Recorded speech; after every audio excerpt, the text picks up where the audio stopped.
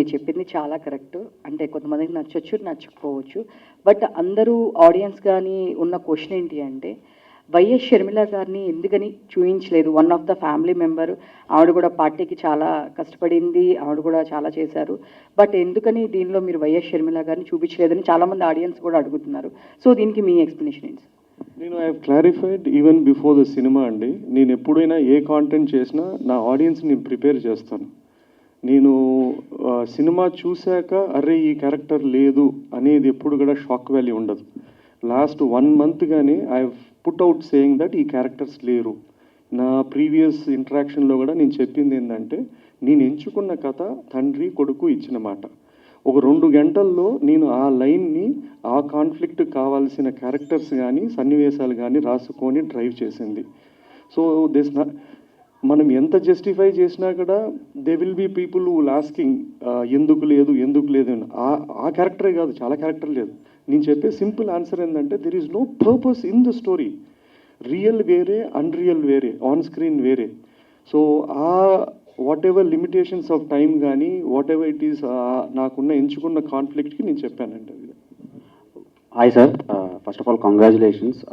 Mixed divide talk సైట్స్లో run అవుతున్న ఆడియన్స్లో కొంచెం మంచి టాక్ నడుస్తుంది, apart from political agendas. So ఇది సీఎం గారు చూసారా ఈ సినిమాని? ఇప్పుడు అంటే యాక్చువల్లీ మీరు రివ్యూస్ చూస్తే mostly they are across. I mean నేనేం చెప్పలేదు, you will go it better. I think they been mostly positive. That's fine అండి. సి అది నెగిటివ్ అయినా పాజిటివ్ అయినా ఇట్స్ ఫైన్, ఇట్స్ ఒపీనియన్. లేదు చూడలేదండి, చూస్తారు. I asked him to watch it as soon as possible and when you can will see it అండి.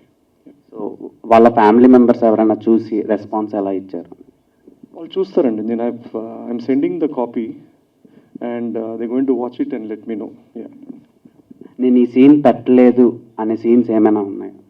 పెట్టలేకపోయాను అని బాధపడి కొన్ని సీన్స్ షూట్ చేసి ఫైనల్ ఎడిట్లో తీసేసినవి. నంద్యాల బై ఎలక్షన్ ఎపిసోడ్ ఒకటి తీసాము.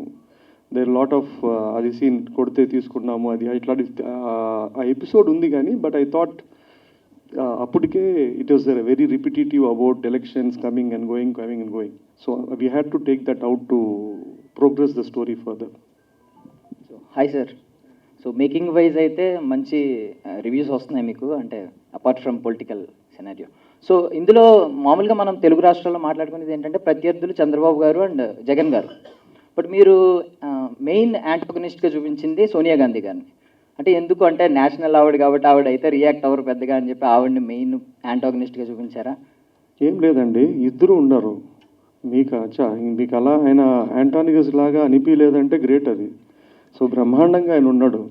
ప్రత్యర్థులు అంటే ఆయనకు ఉన్న 2 కష్టాలు, కాన్ఫ్లిక్ట్స్. ప్రత్యర్థులు ఎవరంటే వాళ్ళిద్దరే.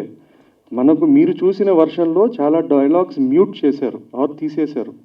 లేదంటే చాలా యాక్చువల్లీ ద బెస్ట్ డైలాగ్స్ అన్నీ ఆయనకే ఉన్నాయి, చంద్రబాబు వారి క్యారెక్టర్కే ఉన్నాయి. అండ్ అన్ఫార్చునేట్లీ మనకి ఓవర్సీస్ వర్షన్లో ఉంది, ఇక్కడ వర్షన్లో కొన్ని లేవు. అందుకు మీకు ఏమన్నా అనిపించిండొచ్చు, అరే ఎందుకు సాఫ్ట్ అని. అట్లా ఎందుకు చేస్తామండి కదా సార్. ఇప్పుడు అన్ని థియేటర్స్ విజిట్ అయ్యారు కదా సార్, మీకు ఎలా అనిపించింది అంటే రెస్పాన్స్ అక్కడ ఆడియన్స్ మాట్లాడుతున్నప్పుడు థియేటర్స్ విజిట్ చేసినప్పుడు? సారీ అండి ప్లీజ్. మీరు థియేటర్స్ విజిట్ చేశారు కదా, అప్పుడు ఎలా ఉండే ఆడియన్స్ రెస్పాన్స్ అని? మనం సినిమా వాళ్ళు అండి రియల్ రెస్పాన్స్ ఏంటంటే అండి, మనం పోయే ఫస్ట్ డే షోలు లేదా ఇనీషియల్గా వచ్చేది దట్ ఈస్ నాట్ రెస్పాన్సెస్ అండి. To be honest we'll have to wait, take feedback beyond what we see.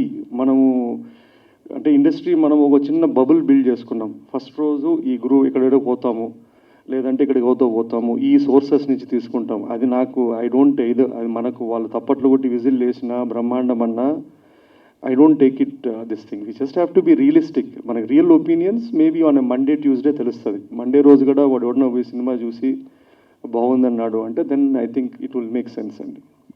Mahi గారు, ఫస్ట్ ఆఫ్ ఆల్ కంగ్రాచులేషన్స్ అండి. మేకింగ్ పరంగా సినిమా చాలా బాగుంది, కానీ యాత్ర 1తో పోలిస్తే ఈ సినిమాలో కొంచెం ఎమోషన్స్ తగ్గాయని అంటున్నారు. మీకు కూడా అలా ఏమైనా అనిపించిందా? అంటే అది కంప్లీట్లీ యాత్ర అనేది ఒక ఫ్లాట్ స్టోరీ అండి. అక్కడ నాకు అపోజిషన్ ఫోర్సెస్ కానీ ప్రత్యర్థి కానీ అవన్నీ ఏం లేవు. అక్కడ ఒక పర్పస్ ఆఫ్ స్టోరీ వేరే, ఇక్కడ మనకు ఒక డ్రామా కాన్ఫ్లిక్ట్ వేరే అండి. మీకు ఇక్కడ ఇచ్చిన హై అంటే అక్కడక్కడ కొన్ని ఎపిసోడ్స్ దగ్గర అట్లా ఇచ్చిన హై కానీ మీకు యాత్రలో ఇవ్వలేదు. So both are different. అదే ఒక ఎమోషనల్గా హుక్ చేద్దాము, అదొక డ్రైవ్ వేరే. ఇప్పుడు ఇంకొక కామన్ కామెంట్ ఏంటుందంటే అండి, యాత్ర రిలీజ్ అయినప్పుడు కొన్ని రివ్యూస్ కానీ కొన్ని ఎస్పెషలీ ఫ్యూ థింగ్స్ యాత్ర బాగాలేదని రాశారు, అది బ్రహ్మాండమే.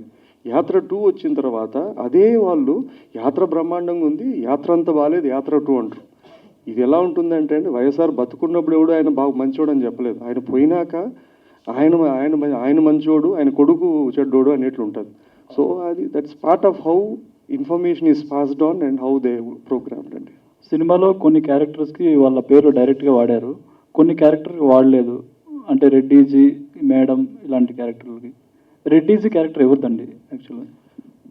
ఎవరండి? ఏదండి? రెడ్డీజీ శుభలేఖ సుధాకర్ గారి క్యారెక్టర్. అది mix of a lot of characters అండి. ఇప్పుడు మీరు అక్కడ హై కమాండ్ అని ఒక కపుల్ ఆఫ్ క్యారెక్టర్స్ చూపించాం మనకు. అక్కడ ఇప్పుడు దిస్ ఆర్ ఆల్ అంటే వాళ్ళు కంప్లీట్గా ఫిక్టీషియస్ అంటే ఫిక్టీషియస్ కాదు. మీరు చెప్పిన శుభలేఖ క్యారెక్టరు స్పెసిఫిక్గా ఒక వ్యక్తి కాదు, ఒక 4-5 వ్యక్తులు ఆ సిమిలర్ వాళ్ళ వేరియస్ తీసుకొని I had to create one character to drive the story or tell the story అండి.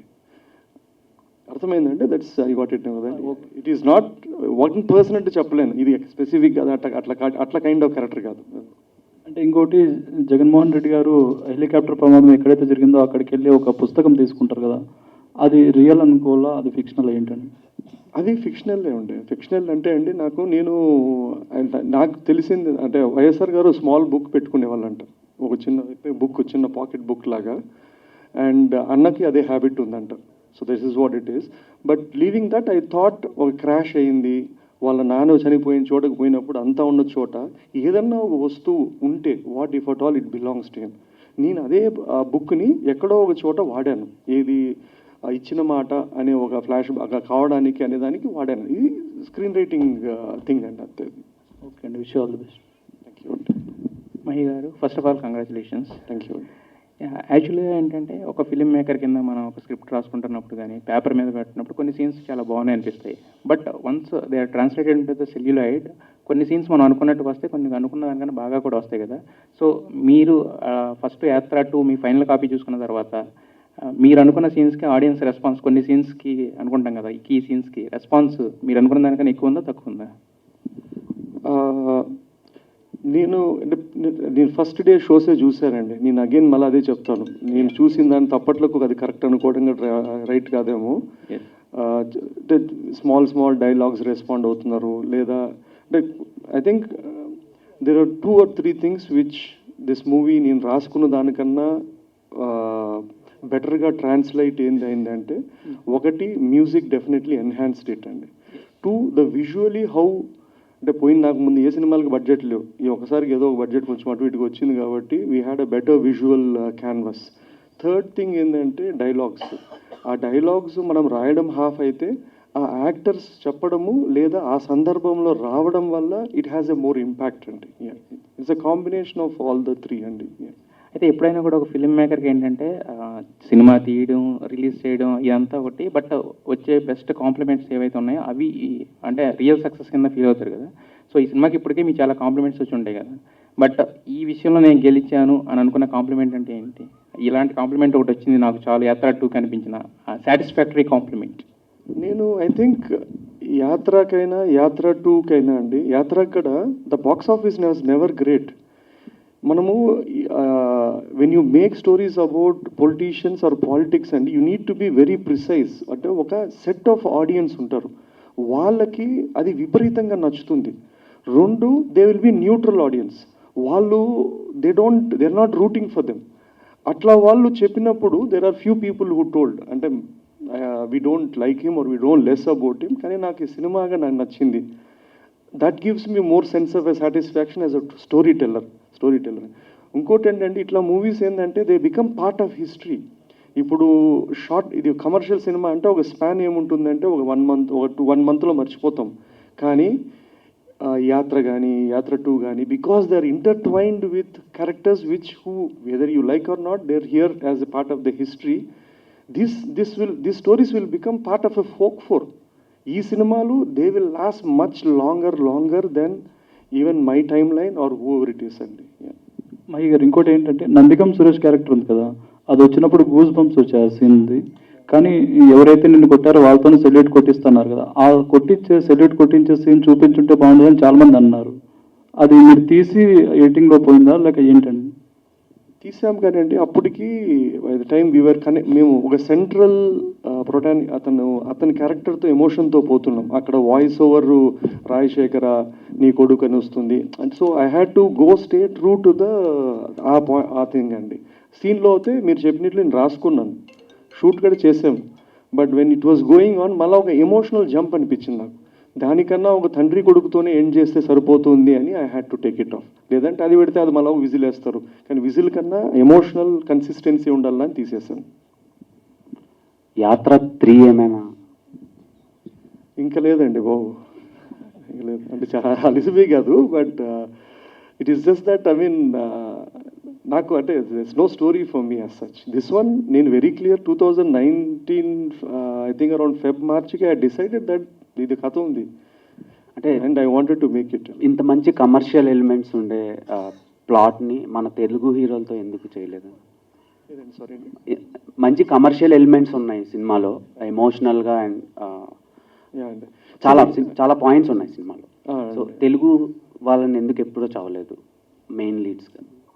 అట్లేం లేదండి. ఇప్పుడు కమర్షియల్ ఎలిమెంట్ ఉంటుంది కదండి. ఒక పొలిటికల్ లీడర్ మీద ఉన్న మనం రాసుకున్న డ్రామా కమర్షియల్, ఒక కమర్షియల్ హీరో ఒక ఫిక్షనల్ క్యారెక్టర్తో రాసుకోవడం చాలా డిఫరెంట్. ఎందుకంటే నేను ఎంత కమర్షియల్ ఏం రాసా కూడా ఆ ఒరిజినల్ క్యారెక్టర్ కన్ను నుంచే చూస్తుంటారు, ఇది ఈయన చెప్పాడు అని. సో అది నచ్చే వాళ్ళకి నచ్చుతుంది, నచ్చిన వాళ్ళకి అసలు డిస్కనెక్ట్ ఉంటుంది. ఎందుకంటే వాళ్ళు అది ఇప్పుడు ఇదే డైలాగులు ఒక KGF లాంటి స్టోరీ అనుకోండి, అది దట్స్ డిఫరెంట్ బాల్ గేమ్. యూనివర్సల్గా వాడు నచ్చితే విజిల్ వేస్తాడు. ఇక్కడ వాడు ఇతను నచ్చి ఇతను రూట్ అవుతేనే అడ్రిలిన్ రష్ వస్తుంది. అండ్ సేవ్ ద టైగర్స్ 2 మేము ఎప్పుడు ఎక్స్పెక్ట్ చేయొచ్చు? సూన్ అండి, షూట్ అయిపోయింది. It will be there in the next 1 month or so. It will come fast అండి. There is lot of family audience are waiting for save the tiger 2. అట్లా ఎట్లా మీరు శైతాన్ 2 అని అడగల. సో సైతాన్ కూడా చాలా మంది ఇంప్రెస్ అయ్యారు. అది సపరేట్ జోనర్, అంటే దానికి సెట్ ఆఫ్ ఆడియన్స్ ఉన్నారు, అడల్ట్ కంటెంట్ అని. యాక్చువల్లీ ఈ రెండు even Shaitan 2 he's done exceptionally great numbers. అది కూడా వాళ్ళు 2 చేయాలని అడిగారు కానీ, బట్ సేవ్ టైగర్ సూన్ వస్తుందండి. ఓకే అండి. Next projects, big screen projects ఏమున్నాయి?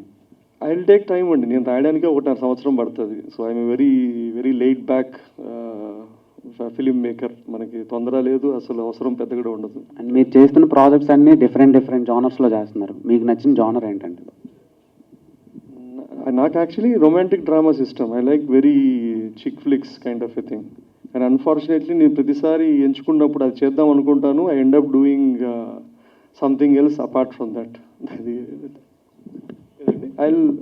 The next one, I think, I don't know. I'll take a few weeks break or a month's break and decide. Thanks a lot, Andy. Thank you. Thanks.